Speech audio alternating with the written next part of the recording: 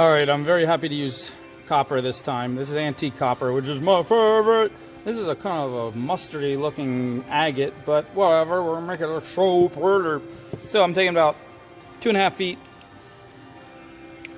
Again, you can use 22 or 18, but 20 is probably best, I say, if you want to do it this way. Alright, let's say. Again, put it through the stone. Bring it to the middle. Oh, you guys like when I do the little diagram on the paper first? Okay, here we go. Here's our stone. And it has a hole at the top and the bottom. It's drilled straight through. Hole. Bam. We're going to take our wire. What color should I use for the wire? Yeah, it's kind of a dark red. Oh, I found the red. I was looking for the red. Okay. So we're going to put straight through to the middle, right? First thing we do, make a loop at the top and crimp the bottom. Holds the stone in place. Now, last video I showed you, we just do a swirl and move up to the top, scarf it, we're done. This one, it's going to start that way. We're going to fold this one around, fold this one all the way down, and we're going to make our loop, our swirl right there. And then we're going to come out of our swirl, we're going to separate the strands in two pretty arcs like that. We're going to come around straight around the back, come back out this side, and then we're going to do some pretty patterns until we get to the top and scarf it. Almost the same as the last video, except instead of going straight up, we came around the back of the stone. So your back of the stone is going to look like this. You're just going to see the two ends coming back. Because I separated them, they're going to be a little bit farther apart, and then you'll see that scarfing. That's all you'll see. Alright, let's do this. Boom. Crimp, crimp. Make this loop. Use the round nose or just wrap it around your finger. Wire's pretty soft in this case. Oh, pretty loop. Pretty loop. Get it the size you want. Fold this over. Fold this.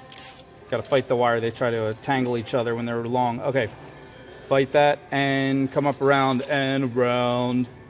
And here's where we just make our swirl. Around and around and around. Just keep chasing each other. The strands chase each other around and around. You can make the swirl tight. You can make it loose with space in between. But at some point... Sorry, that camera's out of focus the whole time, wasn't it? Whoa, camera hates me. What's up, camera? Do you need to be fired? Whoa, it does not like this color stone. Wow, there it goes. Okay, there's a swirl. See that?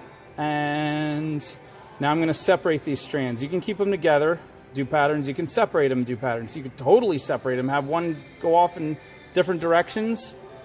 Oh, again, I like to, this just makes it a little tighter if you just twist the top 180 like that. And then this move that back where it was. Okay. But in this case, they're just going to kind of branch out in this really pretty arc. I'm going to twist that a little bit more. There you go. Branch out and fold them over the back. Now this is slippery stone, so it's going to slip all over. You just keep holding it in place. They're going to come back around the other side like this. Now believe it or not, the most pretty pattern I do, if this is a smaller stone, is I'll just give these each a little curve like this, and I'll bring them up to the top like that, and that ends it. And that is a super simple but cute pattern. Now see, these want to move out. I want them separated. So you gotta fight them a little bit. There we go. And that changes how they come out here, but that's okay. You just keep fighting it. Okay. Whoa. Whoa, look at that. It went right back out of focus. Oh my gosh. Please don't send me a whole bunch of camera tips. I have all I can do with all the other tips. You guys are so awesome giving me ideas and junk. But this camera's already frustrating me enough. Okay, let's see. So we could just scarf it and end it. But we have some space to work with. Let's show off how impressive we can make it. Let's put a little swirl here. Now, I keep calling these the same things. This would be a loop. Sorry, let's put a little loop here. So loop-de-loop, right? And now my ends are together. Let's keep them separate. Keep them a little separate. Let's do another little loop going the other way. See that? Now, wow, it does not... Hold on. I tried removing the black background. It doesn't seem to help much, but in any case, there you go. Now we can go around the back again and do more designs. But that's where you have to ask yourself, when is it too much?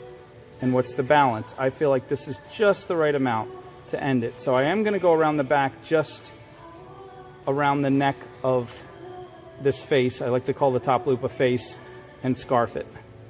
Here comes the scarf, around and around and around. And I think that's enough. So fold it up to the top, get our cutters. Halfway across, cut it.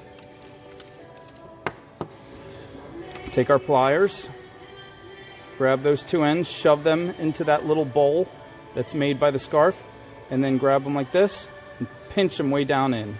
Pinch them way down. Sometimes I'll just close the pliers and just shove them like a, squish them right in. Never to come out, never to come undone, never to poke anyone. And here we have it, voila. Now these, again, slide. So push them a little bit. Get them right where you want. Exactly, be happy with your stone. Completely happy in every way. See how that's leaning off to the side? I could just push back. Tell it what you want it to do. Now see this back. It's fine. It's a little slippery. I feel like that could get snagged on something. When someone's wearing it, they could hug someone, move a wrong way, and then the whole thing will get jacked. So I'm going to do this. Crimp. Crimp. Give it a nice good crimp. Now look at the front. Make sure it didn't move out of where you want it. These two kind of moved a little bit. But everything's mostly where I want it to be still. Okay, let's come back to this guy. Now I said one piece of wire. This is the only exception. You could take a tiny little thinner piece, like 22 up to 28, and just hook these two guys and attach them up here. Let's do that real quick. Okay, the camera completely cut out when I was, but this is 26 gauge, and I just wrapped around once there, wrapped around once there, and I started from the middle, and then I brought the two ends up, wrapped them around the scarf one time here, and then just shoved them right in that little bowl, added a drop of E6000, and boom, that was it. And I thought the whole thing was on camera, but it was not. Anyway, that's simple. You guys can do that. Yay!